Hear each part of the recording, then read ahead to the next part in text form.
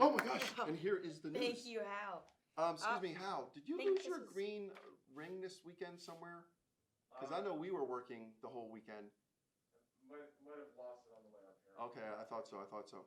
And go. Diana, It's how yours. were those HBO Max tickets going so far? Because I know the Snyder Cut that's where I was. I think you were. I was there. We were there. Yep. Cool. All right, and welcome to the Hayden Films Minutes Extra Edition. I am your host, Hayden Kredoff. And I'm your co-host, Michaela Grundle. And before we get started, we want to reach out to everyone. Make sure you guys like, share, and subscribe to our channel. It helps our students out and brings more of these great stories to life. What do you have to? And if you are a screenwriter wanting to submit your screenplay, we have our Hayden Films 1.0 $10,000 screenwriting competition going on now. So definitely be sure to click on the links below for Film Freeway, and it'll also be in the cards above. Exactly. And if you want to see some of our previous episodes of Hayden Films Minutes or Extra, check that link out up on the top as well. And let's get into our discussion at hand. So today, what we're going to be discussing is the 6,000 film festivals that are out there. Yeah. And as you know, the birth of Hayden Films started from my master's thesis project at Kutztown University. So, we ultimately ran our first festival way back in 2004. So, that process was pretty cool. We had our first online film festival. And quick, just so everyone knows that in 2006, our topic at the time was developing a community of independent film video producers to foster creation, marketing, and distribution of digital media. And that was actually dated 2006. If you guys want a copy of this, feel free to DM us or click one of the links below. We'll get this copy over to you. But we've been talking about this for a long time. So tell me from your perspective, obviously you've been with the Hayden Films Institute now for almost a year. Tell us about how film festivals are navigating leaving their brick and mortar analog process, which is actually sending people to a theater, versus this transition into more of a digital or hybrid process. What's that been like? So online film festivals have had to have transitioned to go online. So with that being said, if you're a film festival that has been having all of their events in person, you're now having to look forward, going and relying on digital media to be able to speak to that audience and even gain a larger audience at that. So with that being said, I think that a lot of film festivals are having to rely on focusing on what they want to get out of their film festival and utilizing that, and then using social media to target their audience and then gain awareness to their film festival so that more and more people are going to watch it, and screenwriters are going to submit their screenplay to a credible film festival. Exactly. So one of the recommendations that I have as running a film festival, because we ran ours for 4 years and we're in pre-production for our upcoming festival in 2022, one of the things that I would recommend to all film festival directors, so if you're running your own festival, you have your own website, for example, and you have your own social media and all your digital footprint, as we would call it, one of the things that I would recommend is do research. What is, the Cannes Film Festival doing? What is Sundance doing? Although you may not be in that same arena in terms of, your budget.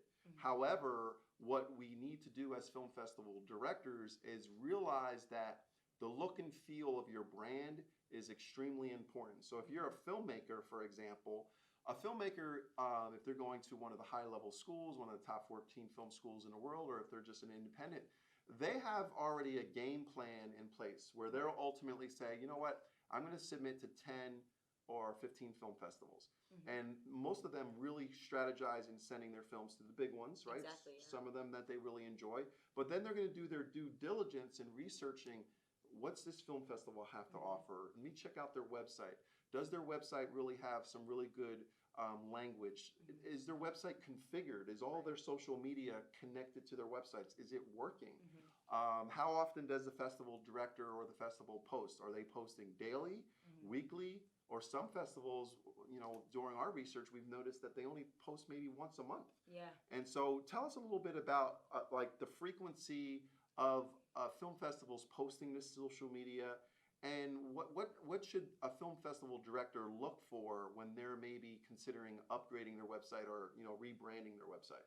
Well, I think that one, we'll start at the perspective of a screenwriter wanting to find a credible film festival to submit their screenplay. And what you really should look for is a film festival who has their digital footprint, as you've said. Mhm. So someone who is embodying their personality, what they represent, their core values, and doing that consistently. So consistently, that could mean essentially it should be 7 days a week on all platforms, especially the platforms that most of their audience is going towards, which having the benefit of an agency's perspective is the fact that we're able to do this research and understanding where audiences are going and the different places to strategize to target to them. So That's a very Yeah. good point. So I mean, obviously, what happens is we've all grown up in the last 20 years with a lot of social media, coming onto the forefront. Obviously you had the MySpaces, and then you had, Facebook come on the scene around 2004, and the Twitters and everything like that. So what it seems to be is that we're all we feel connected to our social media as entrepreneurs or business people or individuals. However, social media seems to be just one element that continues to advance like very quickly. Oh yeah. What would you recommend a festival director, an entrepreneur, really quite frankly, anyone that's trying to get their brand out there? What's the pros and cons in doing your social media 100% alone, or making the transition to either partner with someone, bring someone on, or even work with an agency? What are the pros and cons have you seen in your career so far? Right. So I think let's start with the pros. Being in your own company, in your own organization as a film festival, you know exactly who you are, what your goals are. But the cons to that could be that you are not able to actually focus on growing your film festival in the ways that you need to. So whether that whether that means finding sponsorships or reaching out to your local community and building that kind of establishment. However, the pros of having an agency is that we have capitalized on constantly doing research, and we have the ability to do the research. We have the tools, we have the SEO tools to do that. And not only that, but we're able to deliver return on investment and your KPIs, be able to show you how you're doing and what's doing best, and then how to use that information to make you even better while you're doing your thing. That's a very good point. So what I'm hearing from you is that, maybe a festival director who could be from a small or medium-sized festival may still benefit by bringing someone in-house to be an expert in social media development, or partnering with an agency, so that festival director could maybe spend more time on the economic development of their community, maybe filmmaker relations, sponsorship relations in particular, and just really try to grow more in the public relations and press and so forth and so on. So one of the things that I know we did, when we ran our festival in the early years, and some of the tactics and what we believe today when you're actually working with sponsors, is that you need to be agile enough to work on more of custom sponsorships.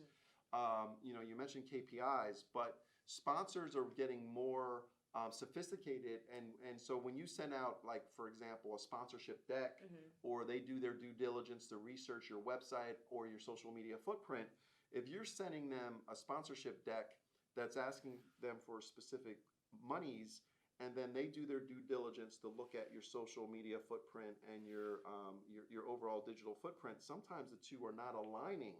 So how can you, as just an entrepreneur or a festival director, navigate in that space to work on something more custom for a sponsor, so that you can help them achieve their goals and they can help you achieve yours as well?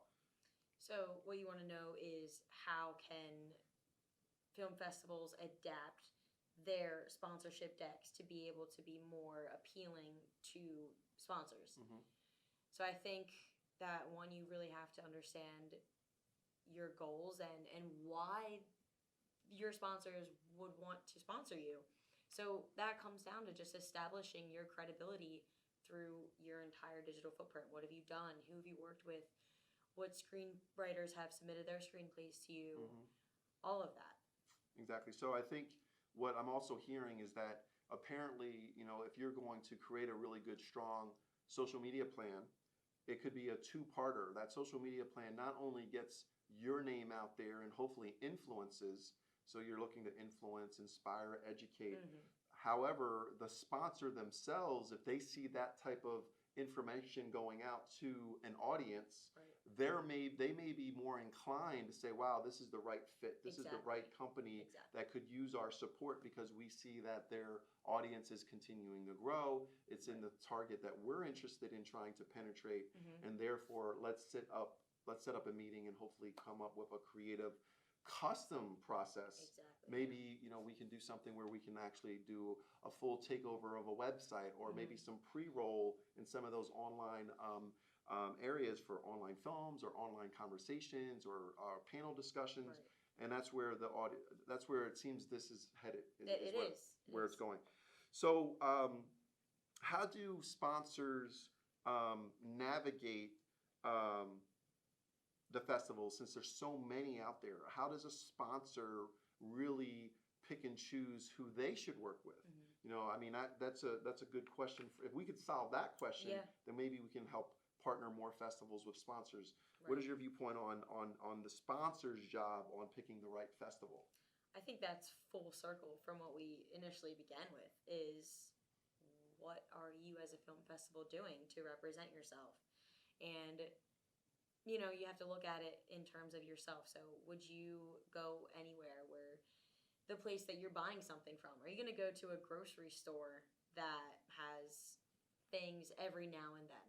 Say I want bananas every Monday of the week, and they only have it one Monday out of every month. I'm not going to go to that grocery store. Nope. So I think that, with that being said, every film festival has to establish its presence through continuous growth, continuous posting and educating, and just establishing a community between them and their audience. And that's what sponsors should look for. And is this going to be something worth investing in? Yeah.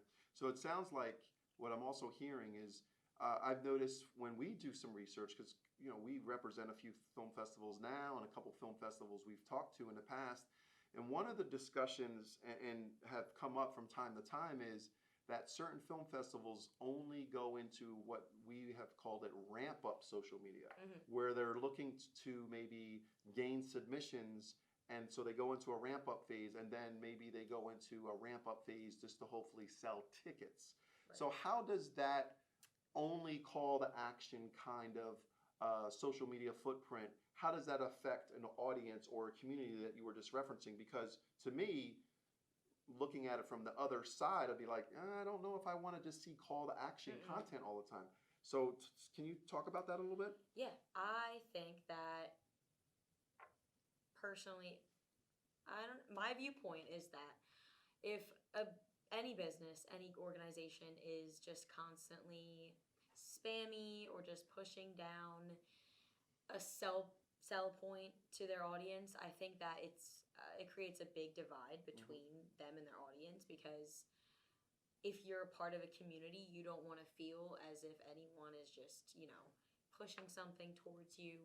And, I think that with that being said, something that we've been discussing a lot in this conversation is that you need to have that trust. So how do you form trust? You inspire, you educate, you involve, and you entertain your community. And then with that being said, you then throw in those sell points, because once you've established that, then you're able to have that trust with your audience. Your audience knows, okay, this isn't a brand that's just looking to sell me something. It's a brand that wants to build this community, wants to keep me here, and this is going to be a long-term growth. Exactly, and I think that's a really good point. I mean, I think the focus has to be on the community building first, because like you said, I think what happens is once you have that relationship, and you'll have your community expecting certain content to continue to come out. And that expectation of content, although it could be on your Twitter feed, it could be on your Instagram, it could be on your website, it could be a blog post. Yeah. But what I also think we all need to continue to evolve in is that audience attention comes from multiple sources. And we need to understand how all those sources relate to a particular person. Some people like to read articles at breakfast or in the afternoon, or some people like to catch up on their news feeds during a break time.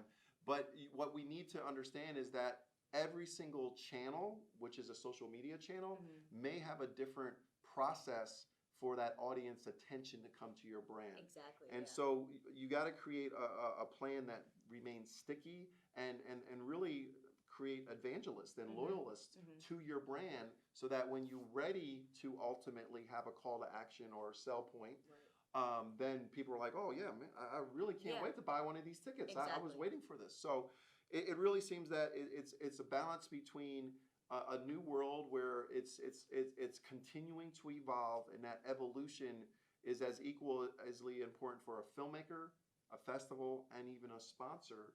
And so what we would like to do is call on all film festivals and filmmakers alike. If you guys are looking to learn more about the Hayden Films Institute and what we do, please feel free to reach out to us. If you're a film festival director and again, you want to work with us and we can set up a call, a Zoom, we'd love to talk to you and see how we can help you with your festival and your upcoming event in the 2021 season and beyond. So until the next time, continue making a difference. Have a wonderful day. See you guys later.